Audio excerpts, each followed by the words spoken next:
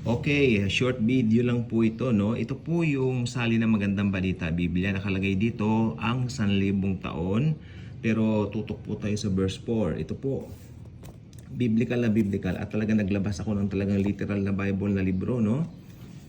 Verse 4. Nakakita ako ng mga trono at ang mga nakaluklok doon ay binigyan ng karapatang humatol.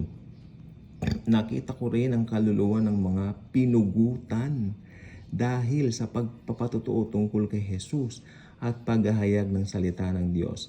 Hindi sila sumamba sa halimaw o sa larawan nito, ni tumanggap man ng tatak ng halimaw sa kanilang noo o kamay.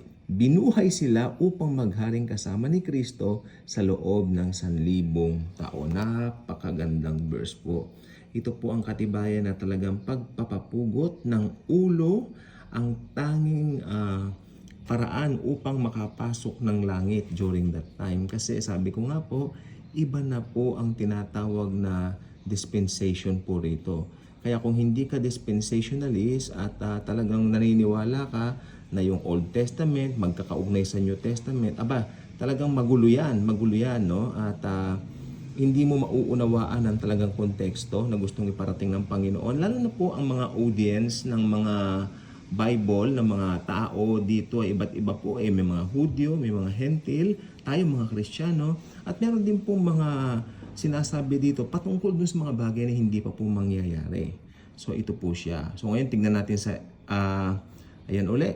So makikita rito, nakakita ako ng mga trono at ang mga nakaluklok doon ay binigyan ng karapatang humatol. O di ba? Yung sa unang bahagi, yung nakaluklok sa mga trono, yung binigyan ng mga karapatang humatol, tayo po yun, yung mga naligtas sa church age. Ayan po yan, ito po yan, yung mga yan. Nakakita ko ng trono, yan po una. Tapos nakita ko rin, nakita ko rin ang kaluluwa ng mga pinugutan. Ito po yung mga tribulation saints. Amen? O tignan nyo, dahil sa pagpapatuon nila kay Jesus, pinugutan sila. O, di ba? Nakita ko rin ang kaluluwa ng mga pinugutan dahil sa pagpapatutungkol kay Jesus at paghahayag ng salita ng Diyos. Hindi sila sumamba sa halimaw. Ito, mga tribulation saints po to. O sa larawan nito, tumanggap man ang tatak ng halimaw sa kanilang noo o kamay. Binuhay sila upang magharing kasama ni Kristo sa loob ng 1,000 taon. Pansinin nyo, binuhay sila dahil nagpapugot sila ng ulo. Kaya mga nagsasabi na, baka paano pag nabaril, paano pag ahead of time may namatay sila, wala pong kaligtasan talaga yun kasi pag unbeliever sila tapos yun ang kanilang kinamatayan. Unbeliever talaga kasi naiwan sila, di ba? O tapos namatay sila sa ibang paraan, talagang wala po talaga. So malungkot po yun, no? Nakakalungkot. Pero ang tanging paraan po talaga, tingnan nyo. Dahil sa pagpoto, nakita ko rin ang kalum ng mga pinugutan. Malakihan natin. Yan. Hindi po ako may sabi niyan.